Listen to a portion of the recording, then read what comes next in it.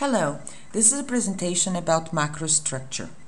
When we talk about the macrostructure of a text, we're actually talking about its organization. Any reader of English, whether a GR or an FER, will expect a certain form of organization in your writing. Any academic text, however long or short, is supposed to have three main parts: an introduction, a development, and a conclusion. As we saw in the previous week, a paragraph has these three elements, and they appear in the form of the topic sentence, the support sentences, and the concluding sentence.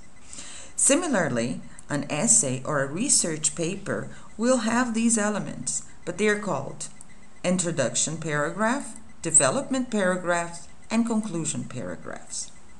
Now let's start with the introduction. What is it, and what is it for? It is the first few paragraphs of the text, and it will introduce your topic, offer some background information about your topic, contain the thesis statement, and ideally, it will invite the reader to continue reading. That's why it is important to plan the introduction well. The introduction is the greeting card of your text. Many writers resort to a technique called the funnel approach. In this technique, the writer starts from a more general statement and moves on to more specific statements until he or she reaches the thesis statement. Actually, the most common place for a thesis statement is the end of the introduction. Once the introduction is done, we move on to the development. The number of paragraphs in the development will depend on how much you have to discuss, but a few things are important to remember. The development paragraphs explain, illustrate, discuss, or prove your thesis. Each paragraph can only discuss one aspect of the topic.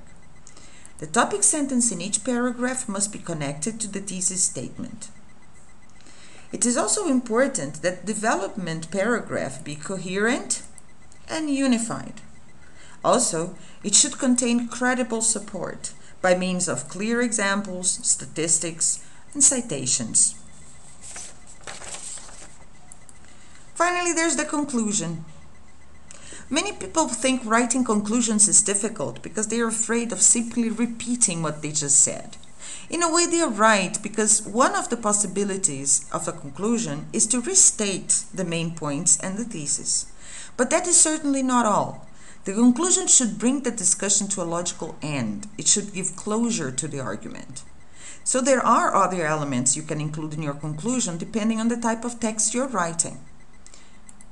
But be careful. You should never start a new topic in the conclusion. Leave it for your next essay. Some writers also use the funnel approach for the conclusion, but unlike the introductions funnel, this one is upside down. We move from the more specific to a more general argument, like this. Well, this is just a brief summary of how the macrostructure works. Check out the websites indicated after this presentation and in your book for more information. Thank you for watching.